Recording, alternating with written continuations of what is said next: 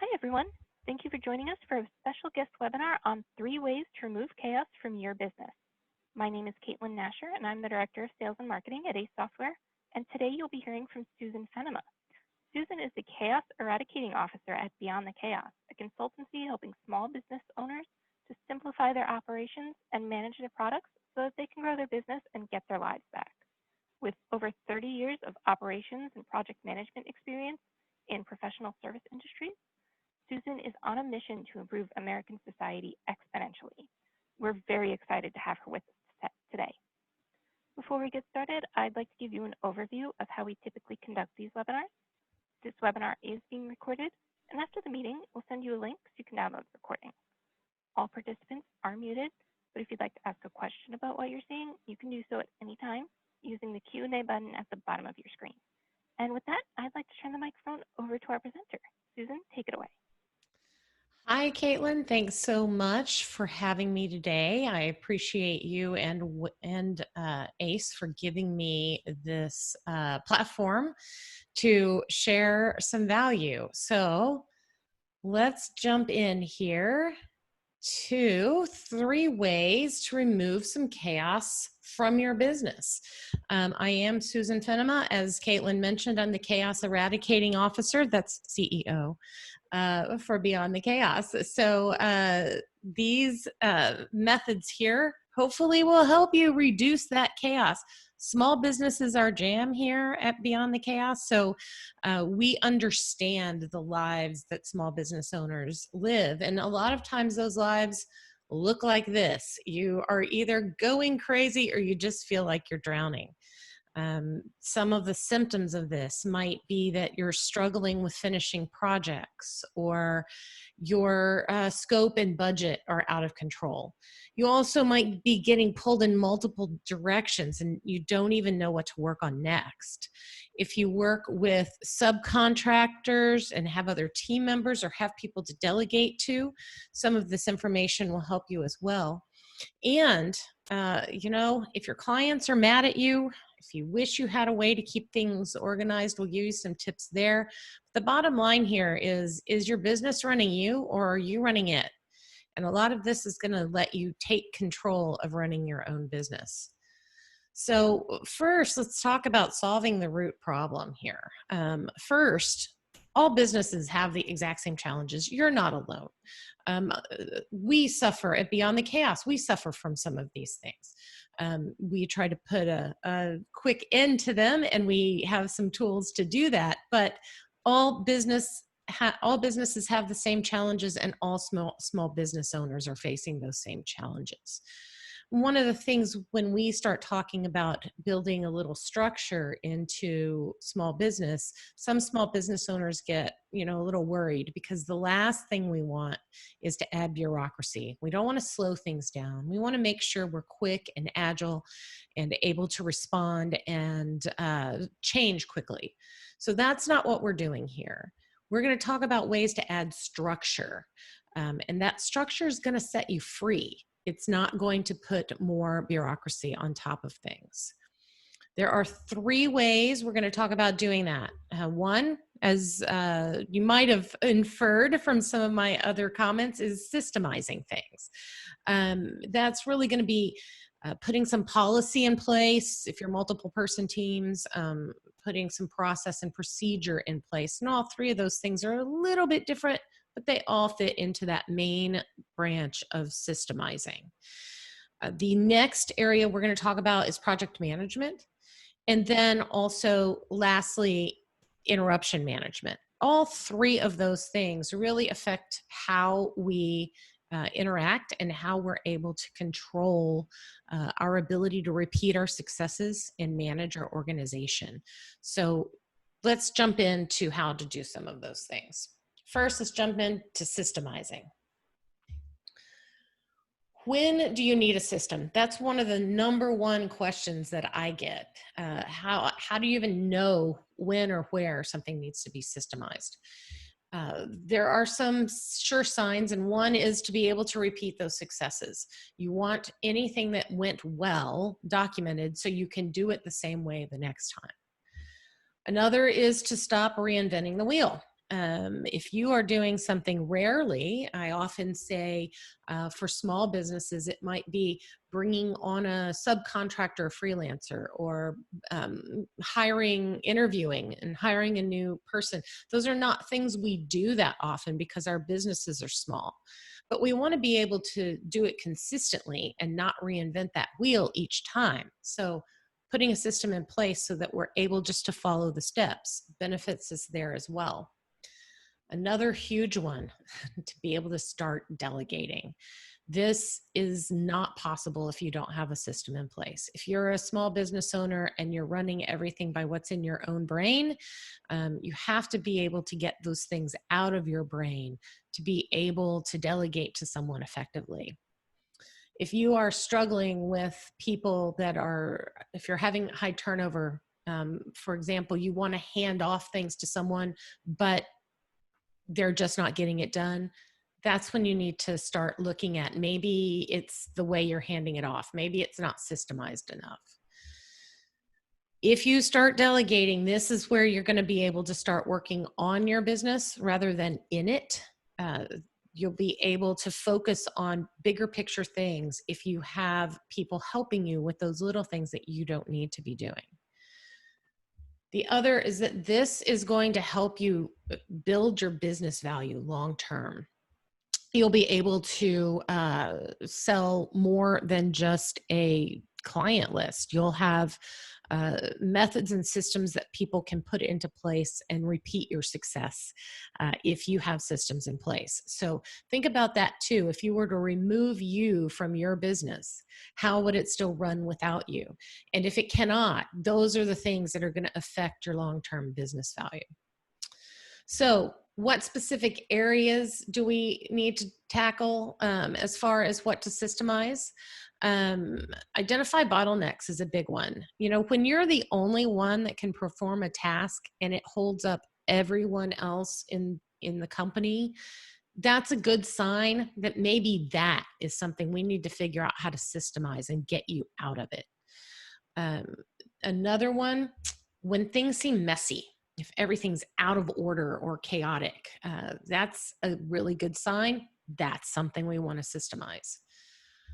When steps seem excessive or redundant, or in some case costly or inefficient, we want to make sure that we're looking at that to systemize, and in some cases in that world, maybe even automate some steps so that we're not doing the same thing over and over again, that it is simplified and it is streamlined.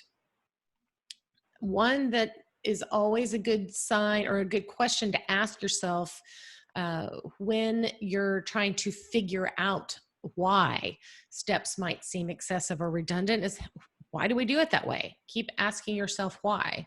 Is it because you did something previously that you've just kept as a habit, or is it a very specific reason? You know, one, don't accept the answer even from yourself of, well, we've always done it that way. Certainly not from team members. But if it's you saying, well, I've just always done it that way, you really need to get to the root of why. Why did you do it that way? There might have been a very good reason. But if you don't know that why, it's going to be harder to systemize your brain function there. Another way to know what to systemize is when specific activities are not efficient, they're costing money, they're costing time. You know, it kind of ties into the excessive steps, but it could just be not even excessive steps. It could be that nobody can figure out what the next step is, and that could be what's making it efficient or dragging things out. So that is certainly, all of those are certainly key points. Let's talk a little bit about what the difference is between policy, procedure, and process. This is something, you know, I mentioned earlier that these are the areas that we might want to tackle. The first is understanding that this is the structure that you're putting together to manage your company like you mean it. You want to run your company not as though you're the only one that can do it, but you want to run it as though it's a company that can operate very, very successfully whether you're on vacation or whether you decide to retire and sell it. You want to put that structure in place to manage like you mean it. So the policy is, those are the rules. You might not need policy if you're a one-man show, but I'll tell you, even back when I was a one-woman show, I did have policy for my business, and part of that was to hold me accountable to the rules. And some of that was I was putting a vacation plan, a holiday plan in place, and I was not going to work on holidays. And so if I put those out there, if I updated my Google instance with those dates as holidays and I put it on the calendar in advance, blocked off those days to meetings, I gave myself a holiday. And that was very important as a small business owner starting out, is to give yourself those breaks.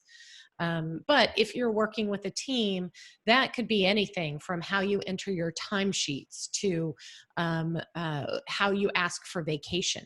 The policy are the rules. These are not negotiable. So that's why they're rules. But of course, you're the owner, so you can always use your best judgment if you want to break one. But those rules are set there to set everybody's expectation so that you're not mad when somebody asks for vacation. You understand that you've already said, no, you cannot take vacation during this month because it's the busiest month of the year every year. Okay, so if you've set that policy up front, they also know not to ask, and then you don't have that challenge. Makes everybody happier. The next thing, procedure, that's really a checklist. Think about a airplane pilot checking, the flaps and the tires and all those things before he takes off. He just goes down a list. He doesn't have to think about what's next. This might be a template that you follow or a general to-do list that you have on everything that you repeat. But it's a checklist, really. And then a process is more of a written system. It might explain more about the details of why you do it or how you do it. Maybe it's a direction of going between one system and another system in your software. Or maybe it is an example of what are the steps in your sales process, which might not continue in a checklist fashion. You might have to explain some ifs, ands, or buts between each step. So that's a process, and that's usually written, could be bullets, could be numbered, it could just be prose, depending on what's needed for the specific case. Now, we suggest several processes for all businesses, and the best places to start sales, as I mentioned earlier. What is your sales process? How do you make sure you're not dropping leads? Where are you putting a reminder to follow up with people after you've talked with them once or after they've asked for something from you? That's even more important. Another, invoicing or getting paid. How do you get paid? Are you invoicing on a regular basis? Is it every Monday? Is it once a month? And then what is your process for doing that? As you start to write that down, that's something you might be able to delegate to someone else. So there's a perfect example of something that you might be able to get off your plate. And I know so many small business owners hate that invoicing area. They wish they didn't have to do it, even though, of course, that's why we're in business, right? To make money. So think about that as a place to create some process. Running payroll is another one. If you pay people, if you're paying subcontractors, how are you sure that you're paying them on a regular basis? Your subcontractors that aren't getting paid for months after they submit their invoices are probably not going to work as hard for you as those who are being paid regularly. And sometimes that's just an oversight on your part because you're so busy, and payroll is another one of those finance things we don't love. So definitely systemize how to do that. And you might have all sorts of different types of people, employees to yourself to subcontractors, but set up a process for how you do that. Another is opening projects. How do you, when do you go from sales to a project? When do you open it, and what are the steps that need to be taken? And then another big one, closing projects. How do you follow up with your clients afterwards? How do you get a testimonial? How are you sure 3 months from now that they're still happy with their work? So putting some process around that is also a big suggestion. The other one there, note, I said closing projects, we actually want to finish them if we've started them. So, how to wrap up is a good thing to think about before we start. My good friend Brad Stanford of Two Story Systems, when he was working with me, he said, the way to accomplish a big thing is to do all the little things that make it up. And really, that's what process is. It's writing down the little things that make up all of the steps for a big thing. When we worked with QB Winery Solutions a while back, we helped them with their sales process. They wanted to automate it some, and they wanted Jeanette, the owner, not to have to do all the steps. They wanted some of their bookkeepers and their virtual assistant to be able to help her with the steps. And so we even went to the extreme of writing email templates so that the person could just jump in and not have to get an email approved by the owner before they went out. That helped take the weight off her a lot, and it didn't affect any sales because it was still in her voice. It was just something that was able to come off of her plate. So there's some things like that as you work on those processes, you figure out how you can give some of them away. Part of creating your process is your software influence. It can really drive the process if it functions great for you, or it can influence it if you have some gaps, so that you can, write the process for the gap and then use the software to execute it. Things that might be affected by that. Your CRM, what are you using for that? How are you managing sales and your contacts and your marketing? That's a good area to make sure you have software there. How do you manage your finances? Are you using QuickBooks Online? Are you using a Freshdesk? What are you using there to help you make sure that you're managing your finances well? It might include those as well as a spreadsheet that you're looking at regularly.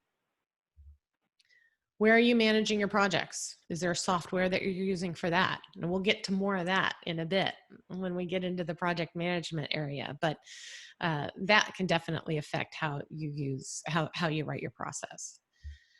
And what do you use for timesheets? Is it your project management tool? Is it something else?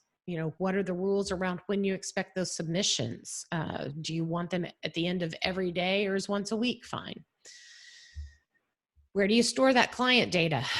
Is there a place on your server that you're keeping it, or is it in a project management tool, or do you store it on their server and they're responsible for its confidentiality? All of those things are important to note, as that influences your process surrounding something. How do you manage client support? When they ask a question 3 months after your work is done with them, how are you making sure that their question doesn't fall through the cracks, and that it is either billed for or it is included in your project? All of those things are important when you're writing the systems for your company.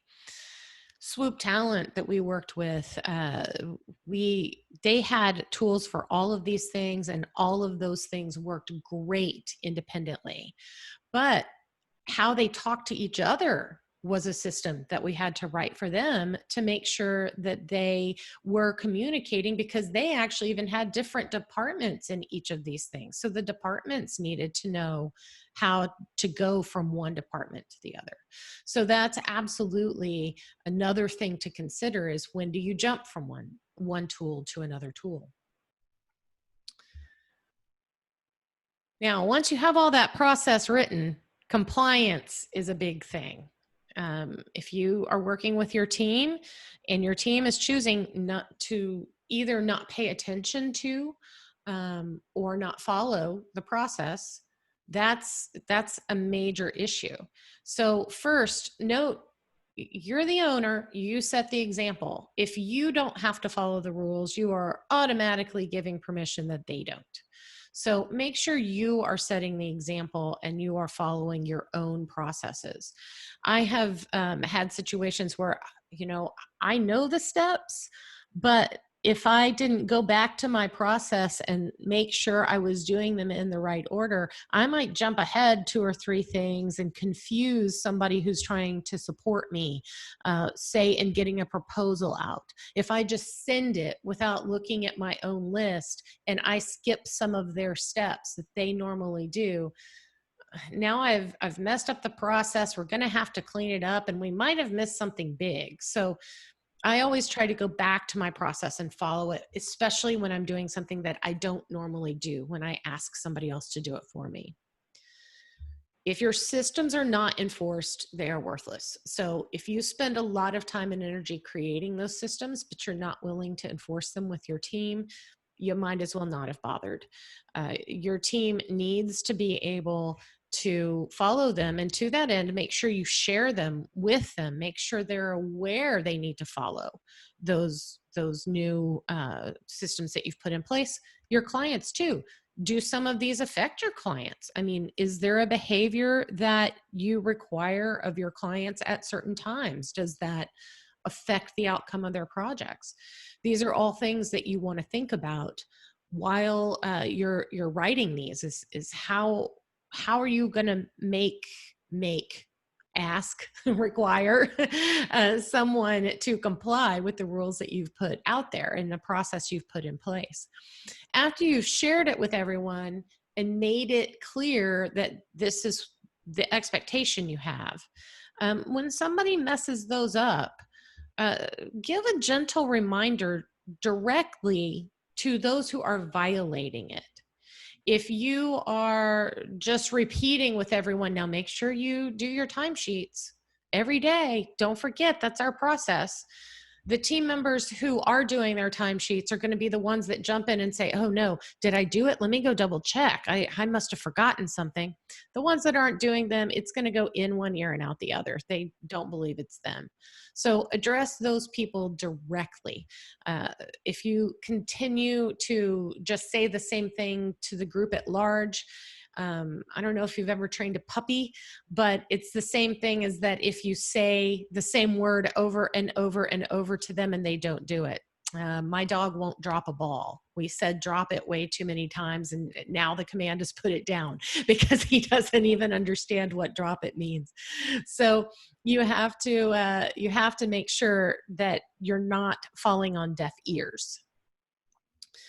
If you have a team member that just won't do it, I mean, your HR, so I guess escalate it to you, but you might also have an HR team or an outside consultant.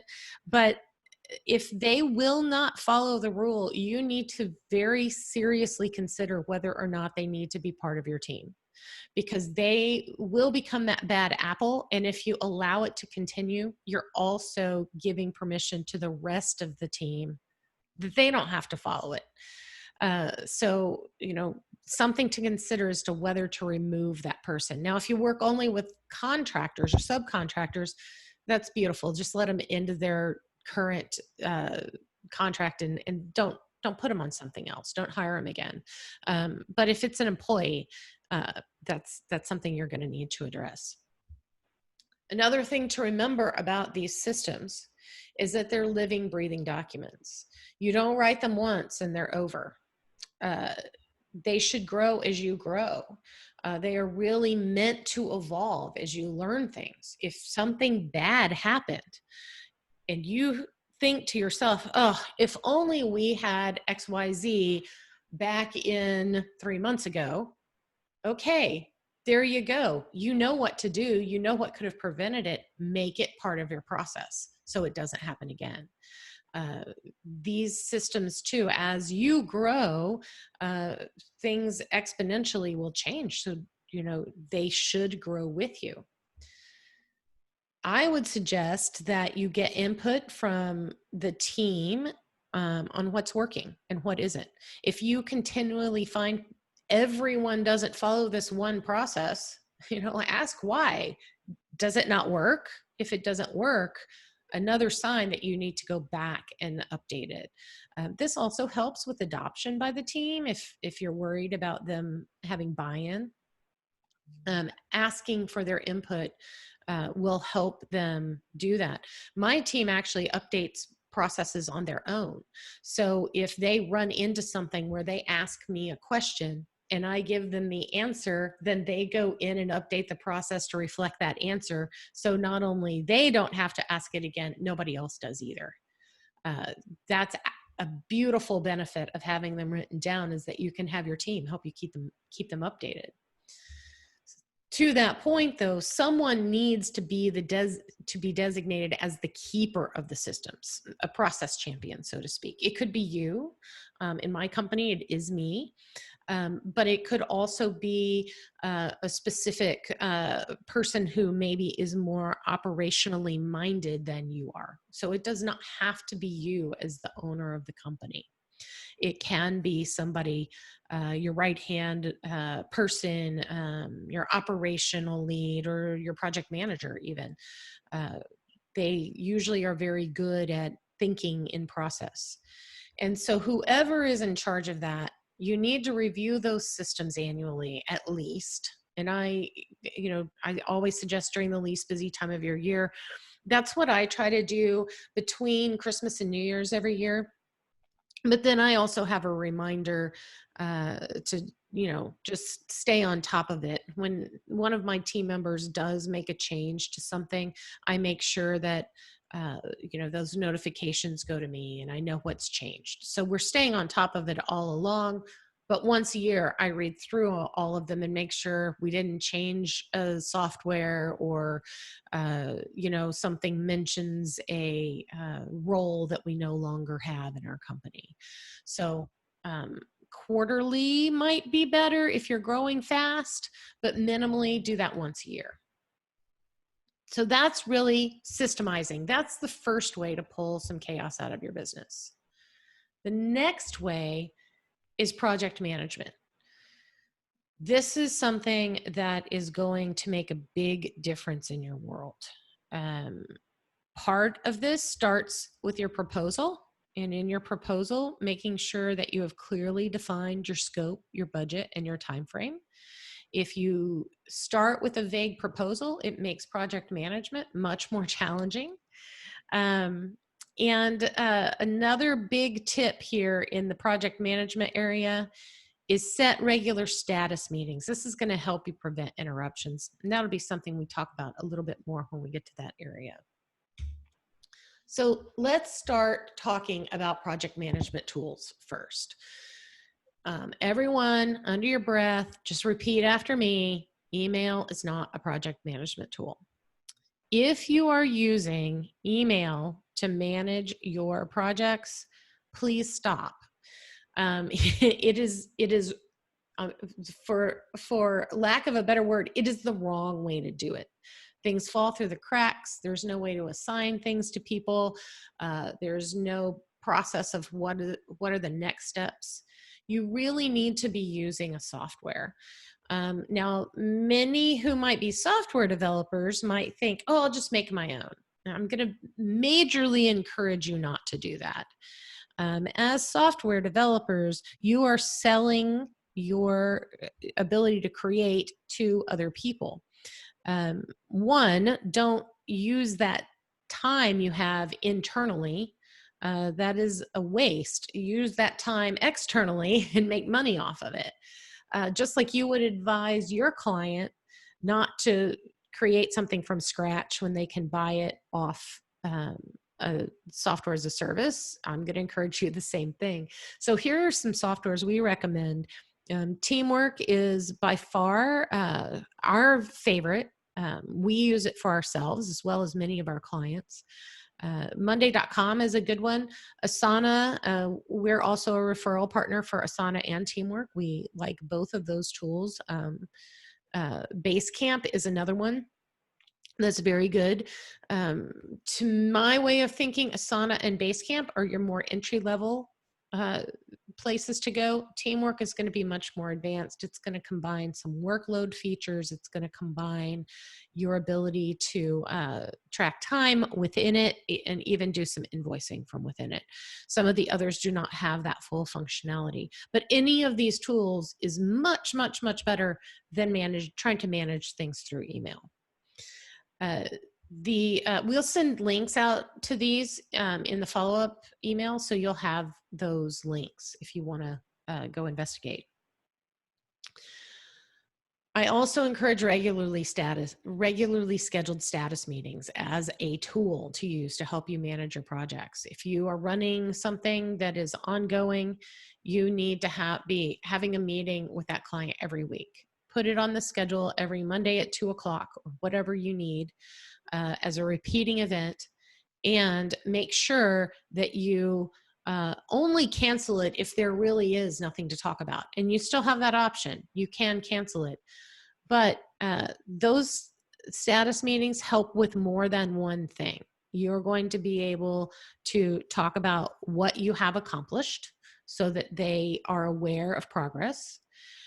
You're going to be able to talk about what's a blocker, what's standing in your way of taking next steps. Are you waiting on something for them? Is there a third-party vendor you're waiting on something from in order to proceed? But that's the second thing. And then the third thing is, what are you doing next? And if you continue to communicate to your client on a regular basis with that information, you'll make them so much happier with you. And as mentioned before, it starts with a proposal. So if you're not defining, that is your very first project management tool, is your proposal. And if you're not defining clearly the scope, the budget, and the time frame, you're really hog-tying your ability. Did I just say that? I guess that's the Texan in me coming out, right? The hog tie. You're hog-tying your ability for your clients or for your team to be able to hold your clients accountable and know when maybe you need a new project or, more money or more time. Let's talk about a few project management tips in regard to using that software, as well as some other tips that might help you. So once you start using any of those softwares I mentioned, each client's going to need its own project minimally. Now, you might have clients that need more than one project, but minimally separate by client so that you're not crossing the streams, so to speak. You want to make sure that everybody's is confidential from everyone else, and you're not trying to do everything in one place. Another is your to-dos, tasks, whatever they're called in the program you're using. They need dates and deadlines. You cannot just hope that you get to the end of a project if you are not scheduling something. We'll talk about that a bit here coming up too. Every to-do or task needs a person who's responsible for it. I believe you switch them back and forth depending on whose court they're in, and there's a whole bunch of reasons for that, but minimally there should be a person responsible for completing that task by the date or deadline that has been assigned. Make sure you include milestones on something really big rather than setting deadlines for each individual task. So if you have 15 little bitty tasks to meet one milestone, those should really be subsets under that bigger milestone. Otherwise, you literally are spending more time putting dates on it than you are, actually doing it. So that's something to consider on how you structure your projects within these software. And then, get some help to build that structure or some templates around your software. This is not most small business owners' area of expertise.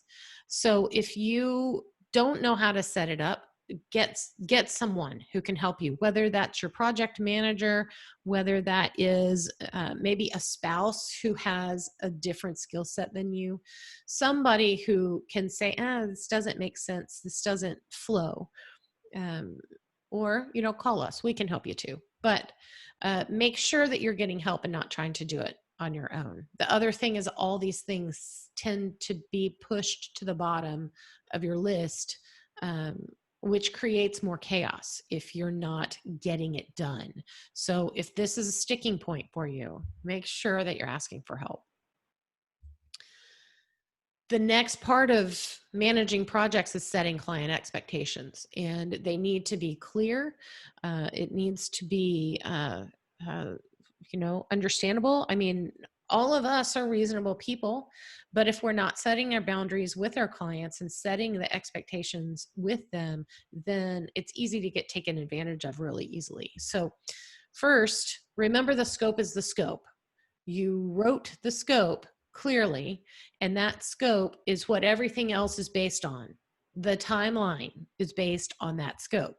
So if the scope changes, the time needs to change. It also might affect the price. So if scope and time changes, your price probably will change. What's important is you're talking about all of this stuff with your client on a regular basis. Remember those status meetings? This is also something that you can bring up if things start to change. One of my big, my catchphrases here is clear communication with consequences to your client. So, one thing that you might say, oh, I've been waiting on the client for that for 2 weeks. Okay, well, did you ask them again? And did you give them the consequences that if you don't have that by Friday, you cannot deliver on time? Those things are important for your client to be able to understand a sense of urgency. So make sure you're conveying the whole story. And then give your clients a way to dream. This is something that I always encourage. If they come up with a great idea, saying, no, it's going to cost more money and take more time, you can say it in a positive way. Hey, that is a brilliant idea. Let's put that on our wish list so that we can address it after we're done with this project. Note the difference in tone. We've set the clarity of it's not in scope. We've set the fact that we heard you. We've also set the fact of when we're going to address it next. So this will give them encouragement to keep coming up with ideas as they're working with you as well. So let's talk about how you set those timelines. How do you build them? I like to start when a project is due and build backwards. That's usually the easiest way. Make sure you leave some squishy space for all those things that you don't expect, but building the time backwards is a great method. You can also schedule it forward if there's not a date required.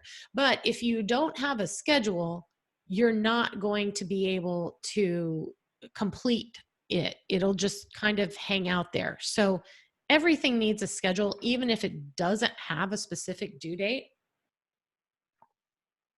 Once you start that, make sure that you're meeting the deadlines or you're communicating in advance. Why not?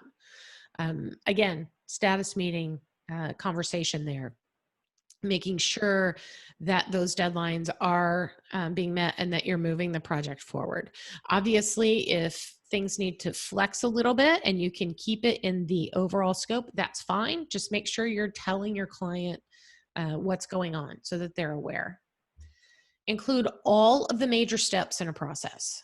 So, anything that you have to create, and then make sure you're sharing the schedule with all the players when you start.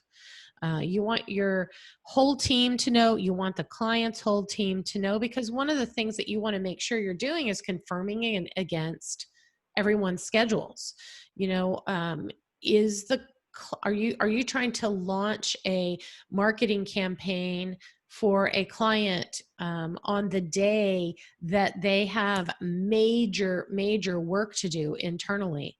Well, they're not going to be able to respond to that. That might not be a good time. So making sure that you're confirming it against the individual's schedules as well as the company's schedules.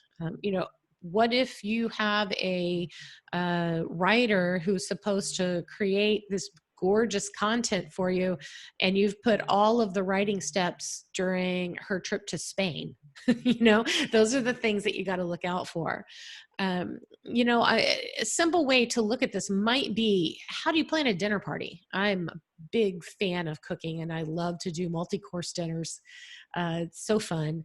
But they don't just happen. You don't just get the meat and the green beans and the mashed potatoes done at the same time miraculously as the main course after you've served a soup and a salad and you have dessert.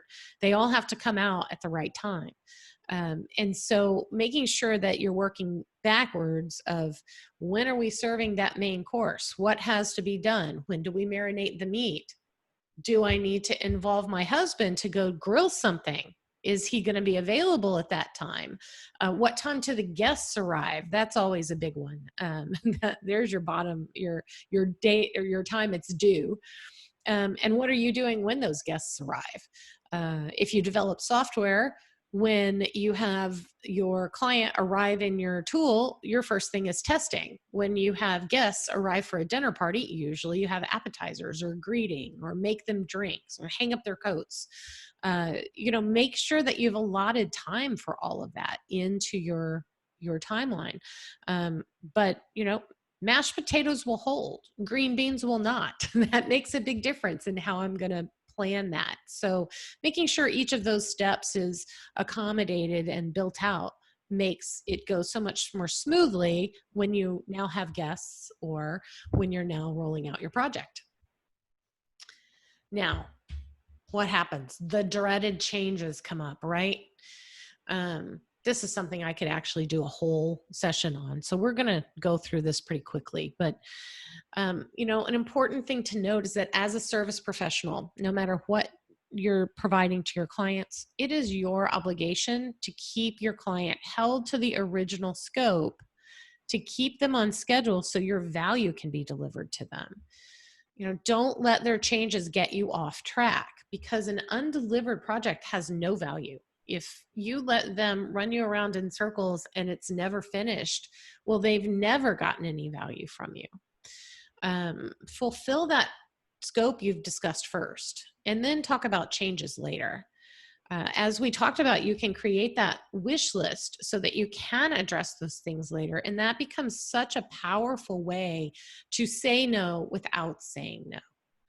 Now, should something dramatic come up, like my company just got bought, or we don't have money to pay you, or we lost 5 of our best employees, maybe that's a time you want to stop and talk about those dramatic changes. Stop and reassess, figure out how you're going to accommodate that, time and that money that might be affected there, as well as the scope. And another is use some empathy. Make sure that you're considering issues that are beyond the control of the people that you're working with. I'm not saying to give away free work. I'm just saying that there might be compassion if it is because there was a death in the workplace, or there's someone is sick. I actually worked with somebody who had a brain aneurysm, and we didn't even know what was going on. It took a while to even get a response back. And once we found out, of course, we put the project on hold.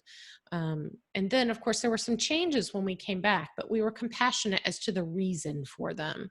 And, we weren't as hard-nosed as we might be. So remember, empathy is important. If you're building that wish list, here are some beautiful results that you get from it. First, your next project is built off that wish list. You already have your next project in the work. You can create change orders from it. So if you have a laundry list of little bitty tasks, group them together, and now you have a change order that you could write. You could also create some change buckets where you put some money on deposit and say, you have $5,000 in your change bucket, and we can use them against any of these tasks that come up. That's also a good long-term support option if you want to just have that money on deposit. So that way you're saying, oh, that costs $250. We don't even have to go through getting paid. We'll just do that really quickly. We'll just pull it out of the money on hand. Here's a big one. You need to be project managing yourself. Even if you have no clients outside of your business that you're managing projects for, you need to create a project for your business. It is important that you're managing your marketing and all of that on a recurring basis in a place that you can see everything together. So create a project in that software tool that you've chosen for your business. Keep your operations tasks with due dates assigned to you in that project. So, for example, every year we send out some sort of Christmas message, whether it is a card or an e-blast or something. But I have a recurring event to think about that in November and to build that plan so that it's not forgotten or that it's so late that we're scrambling. So those are things to remember. It could be that. It could be writing your blog. What are the steps of posting a blog every 2 weeks? Who's proofreading it? Who's writing it? That can be something that can go into there. So marketing, sales, HR, reviewing your systems, all of those things can go into that operations project so that you have a project to run for your own company. Another way to project manage yourself, block out time on your calendar. I'm a big fan of calendar blocking, and making sure that you have allotted time to perform those functions is very important. Another way to project manage yourself is look at your to-do list at the end of each day versus tomorrow's calendar. Make sure that you've planned what you're going to do before you start. If you spend the first part of your day every day trying to figure out what you're going to do that day, you've lost a lot of the day and will start to get sucked into things that might not be the highest priority. Bottom line on this too is be realistic. I think all of us small business owners think we can get more done in a day than we can. This is one of the reasons why I love calendar blocking is you get a feel for, I'm going to spend 2 hours working on this new marketing campaign I have out. Not, I'm going to finish it today.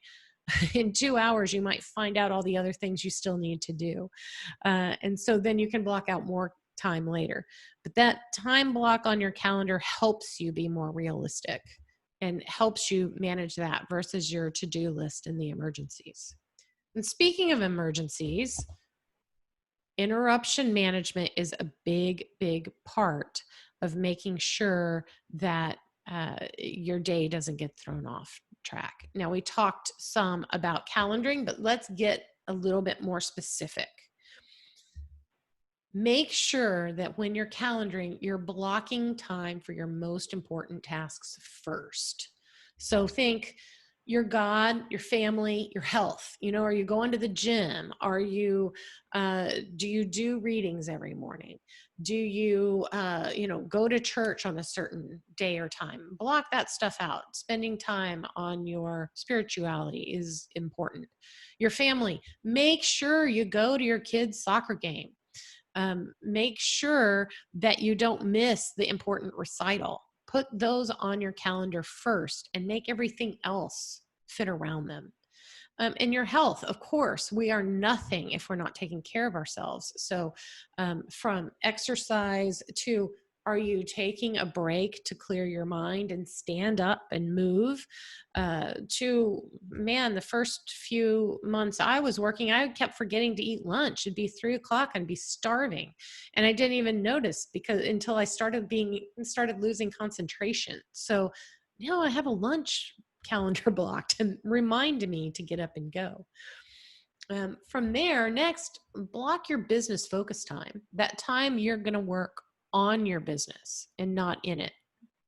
And that's really important that you are allowing. Now, you might not be able to allow time to do that every day, but make sure that you're getting 2 or 3 days a week on focusing on growing your business.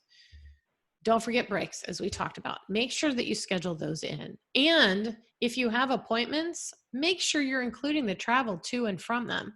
Ever decided to meet somebody half an hour away and somebody came in on your automated calendar system and took that time right before it? Make sure that you're including that travel time. And if you have to, if you've been working from home and need to do a little primping first, make sure that's on there too. Another part of managing the interruptions is being able to focus. And I have a Eisenhower quote that I love. And Dwight Eisenhower said, "In preparing for battle, I have always found that plans are useless, but planning is indispensable." And one of the things that comes out of planning is that it's a lot easier to decide what can wait if you have a plan. So if you already have a plan for your day, your week, your month, you're going to be able to figure out, oh, does that work into this? Or can that wait? Or can I put that on Tuesday at 2:00 instead of right in the middle of something that I'm focusing on now? So that's a big thing that planning helps you with, is the ability to focus. If you become overwhelmed, go back to your list. I managed a bunch of project managers at an ad agency years ago, and they would come into my office overwhelmed. Some crying even. They were so overwhelmed. And I would say, okay, you have so much to do. I understand. Let's see your list. What is your schedule? Let's see. Maybe we can bring in some people to help you out. And they'd say, I don't know. I'm confused. I'm like, okay, go back, close yourself in your office, spend an hour, clean it up, and then come back and, we'll talk about it. 99% of the time they came back and they said, I'm good. It was just that they did not have their list up to date. So consider that if you're starting to fall into overwhelm. If you are interrupted, knock out the simple things quickly when possible. You've already been interrupted. If it takes a minute to answer a question or to, send that quick email, do it, because it's going to take longer for you to remember to do it later than it is now that you've already been interrupted. But if it's bigger, mitigate that. If you have a client that has called and interrupted you, or even, more importantly, maybe a lead that has called and interrupted you and you've answered the phone, tell them, hey, listen, I am about to go into a meeting, or I am, about to help a colleague with something. Whatever you need to say, have your excuse prepared early, but make sure that you schedule that time. So you say, hey, can we talk Tuesday at 3:00? Let me call you back then. Let me get your information, and schedule that. And you can do that if you're using your calendar blocks. You can schedule that at a time that works. You're still managing that interruption, but you're mitigating it. It's not taking you away from what you had planned today. Now, what's everyone's most common interruption? You might say the phone, but the phone you can turn off. You can also turn off your email, but this is something that we all get sucked into really easily. So this is something that you want to schedule a time of when to go through it. Being able to make decisions quickly is part of that. Those decisions should be on any email. Decide, do you respond? Do you file it? Is it junk? Should you flag it because you're going to mitigate it to later because it's going to take a while to consider? Or do you delete it? Quick five-point decisions there, and then you'll have an empty inbox after every review. All project emails should be going through your project management tool. So you should not be managing project in your email. You can set boundaries with your client by scheduling outgoing emails and setting up automatic responses. So if you don't check your email till 2, you can have an automatic response that says, hey, listen, I don't check until 2. If this is an emergency, contact somebody else. Or I'll get back to you then. You know, I have help with my email from a virtual assistant. I only look at my email once a day. It's usually in the afternoon. She does all the rest. And we have a system of what she looks at and when she looks at it, how she responds.